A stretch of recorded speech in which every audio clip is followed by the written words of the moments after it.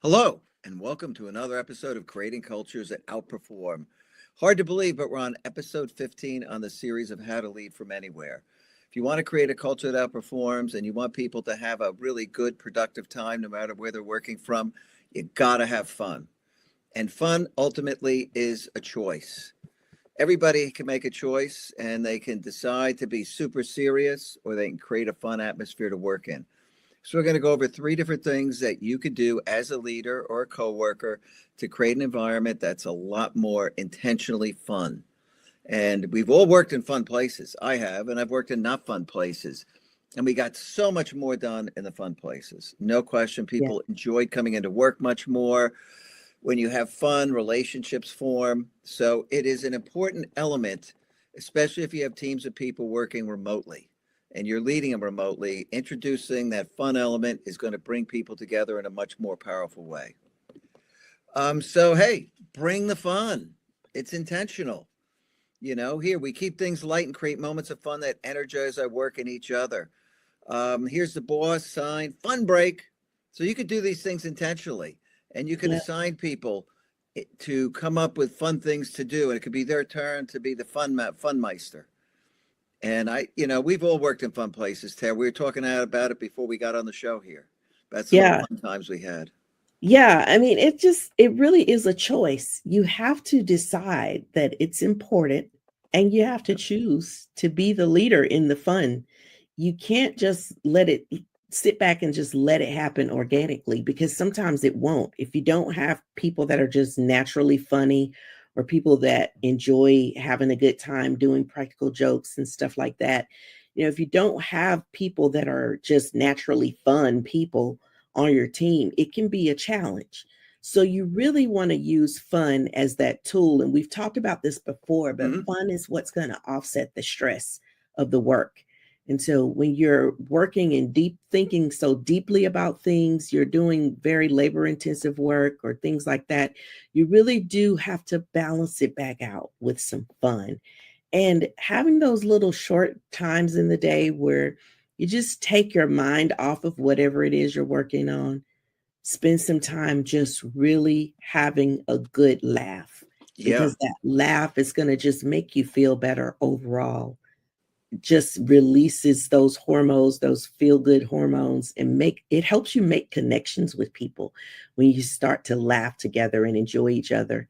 It really just changes the dynamics of the organization.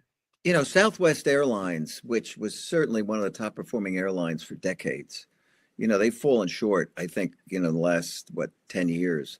But they used to hire people for their personality and then say, we'll train them to do the job. And that was a fun airline. It really was if you flew Southwest back then. They knew how to have fun. They hired fun people. And I think everybody should hire fun people.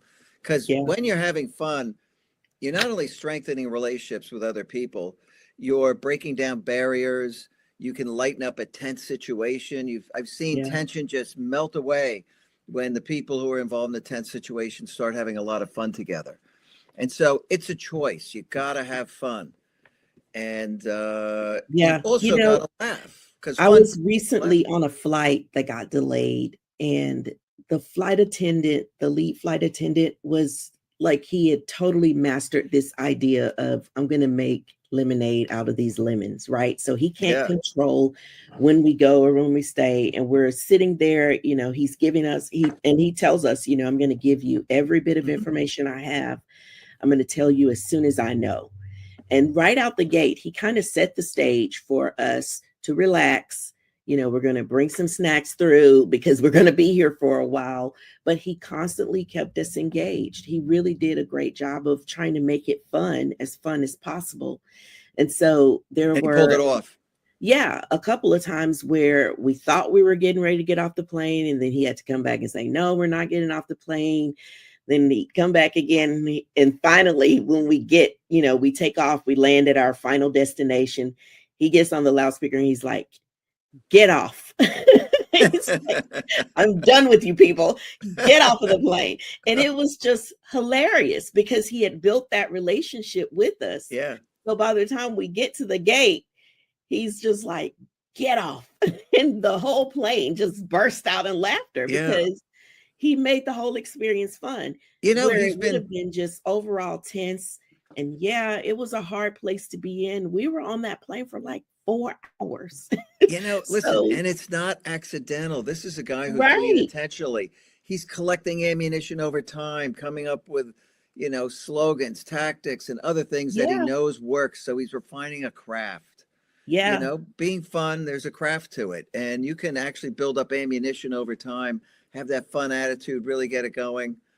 Um, Yeah. it's When you huge. start laughing together as a group, it really starts to show how well your cohesiveness is working, Yeah, your collaboration is working. When people can come together and laugh, it really shows how well your organization is getting along. When that's people right. can get along together, it's really a signal. When you hear a lot of laughter and joy, that's really a signal that the people like each other, they enjoy being around each other, which in turn is going to help you when it's time to do some deep thinking, when it's time to be innovative and creative and outside of the box thinking, because you have people that have built these relationships together, they've made connections. Now they feel like they're a team working together and they're Yep. able to accomplish more. So it's so important. It's not just about, having the office person that's there doing all the practical jokes. It's not just about that. This is about the bigger picture. And especially in this time that we're in, where innovation and change it's so critical for you to be able to change at the speed of light to keep up Yeah, with the direction that technology is going, with all of the AI and everything that's happening just in our world in general. We are yeah. in such a unique place of change and growth and innovation. And if you have a stagnant, stale organization with sluggish decision making, sluggish people in the organization that don't really get along well, your culture is sluggish, Low your people energy, a don't like low each energy other, vibe. it's just going to slow down the progress. It's going to absolutely impede your progress. So when you have an organization where people can find things to laugh about together, it is game changing. This is Yeah. this is definitely one that you want to pay attention to. Well, laughter is contagious, just like it's a Yes. part of mood. Mood's contagious. Laughter is contagious. People really, under a lot of stress, you'll find that they laugh even more because fun counters stress. I remember these very stressful evenings when we had to get things done and implemented, and we're all working really late. We got giddy because you're Yeah. stressed out, Yeah. and the human body wants to have fun to counteract that stress, and it energizes you. It builds those relationships. It opens the door to more creativity. Yeah. Laughter is hugely important. And laughter rarely happens when somebody's sitting alone. It's a social phenomenon. Laughter is Yeah. a social phenomenon. It's meant to occur in groups. Helps bond and bring people together. It really matters. And Yeah. you want to make room for a little play too. It's okay to play and turn some things into a game. Maybe you could do some games at a planning meeting, for instance. You could start every meeting with some fun activity. People introduce games into stuff. Some companies have a conference room called the playroom where people can go in and goof around a little. And Yeah. so it's an important part of it. And we know that people who are engaged in play are much more creative. You can see it's the little kid in people comes out. And when kids are playing, little kids, they're constantly coming up with ideas and flows of ideas. So play is a great spark to that. And it's an important part of any workplace. And these are all dimensions of the same thing, having a fun culture. Yeah. Yeah. It's the way you spark that creativity.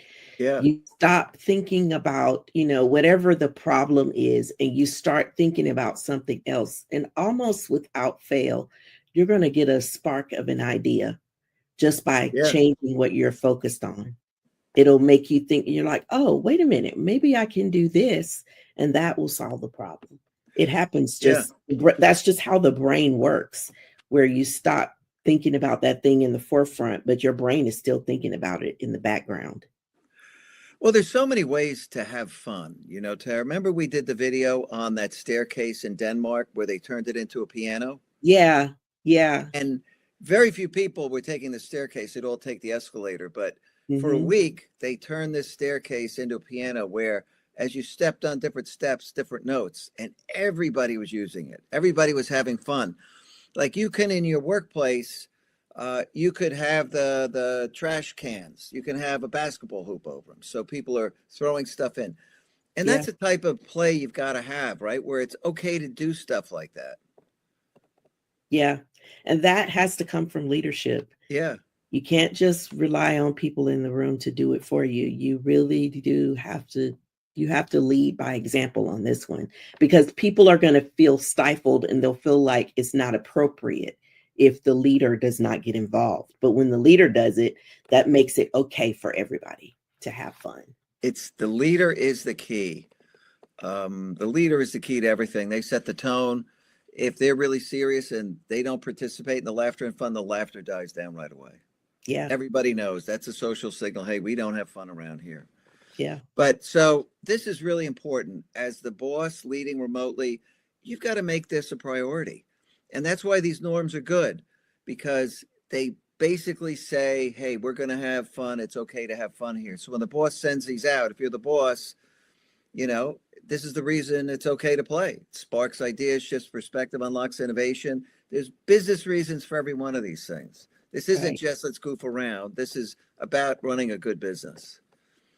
And so as we move on to the next episode, we're going to be talking about gratitude and appreciation. This is really so, I think this itself is an underappreciated thing overall. Yeah. Appreciation is underappreciated. I hate to say it. It's so important in terms of building relationships, lowering your blood pressure. There's a lot of very positive physiological benefits to appreciation. There are a lot of benefits to relationships, culture. We're going to go over that in our show next week. And if you're working remote, show gratitude to all your folks who are out there. As a leader, it's really, really important. So I hope you could join us every Friday, 3 o'clock, every Wednesday at 3 o'clock, another show. So please make time, join us, have fun, make some comments. Yes. And we'll respond to them. Yes. We'd love to hear from you. Yeah, Bye we'd for love now. to hear from you. All right, you take care. See you Bye for next now. week.